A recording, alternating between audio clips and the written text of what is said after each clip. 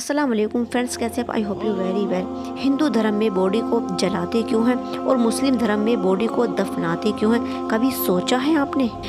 पहले साइंस के जरिए से मान लेते हैं और समझ लेते हैं कि एक बॉक्स है जिसके अंदर ना कोई चीज़ जा सकती है और ना ही उसमें से कोई चीज़ बाहर आ सकती है, और उसमें हमने एक सेब को कई सालों तक के लिए अंदर छोड़ दिया। कुछ लोग सोच रहे होंगे कि वो सड़ गया होगा, वो डस्ट बन जाएगा।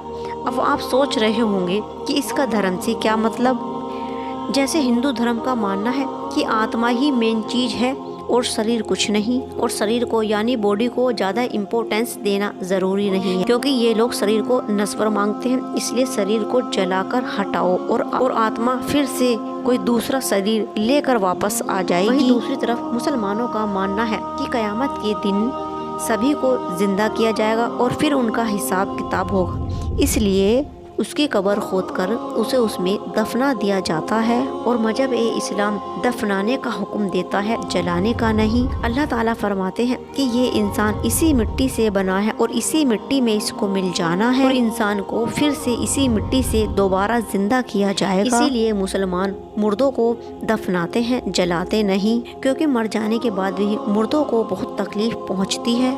यहाँ तक कि अगर मुर्दार इंसान के जिस्म के ऊपर एक मक्खी भी बैठ जाती है तो इंसान को बहुत तकलीफ पहुँचती है। इसीलिए जब मुसलमान अपने मुर्दों को कब्रिस्तान ले जाते हैं तो वो बहुत एहतियात के साथ ले जाते हैं। वहीं दूसरी तरफ अगर किसी इंसान को जलाया जाए, उसके सर पर डंडा मारा जाए, तो उस मुर्दे को कितनी तकलीफ पहुँचती होगी, कभी सोचा है आपने? वहीं दूसरी तरफ मुसलमानों में मुर्दों को नहलाकर, गुस्ल कराकर, खुशबू लगाकर, नमाज पढ़ाकर बहुत आहिस्ता आहिस्ता ले जाया जाता है, कहीं इसको कोई तकलीफ़ ना हो जाए। और फिर कब्र में बहुत आहिस्ता से उतारते वक्त भी बहुत एहतियात बरती जाती है, और फिर कब्र में बहुत आराम से उसको उतारा जाता है कि कहीं उसको कोई तकलीफ़ ना हो जाए। सभी को अपना अपना धर्म मुबारक हो। और ये वीडियो किसी धर्म में कमी निकालने के लिए नहीं, इनफैक्ट नॉलेज के लिए बनाई गई है कि किस धर्म में क्या क्या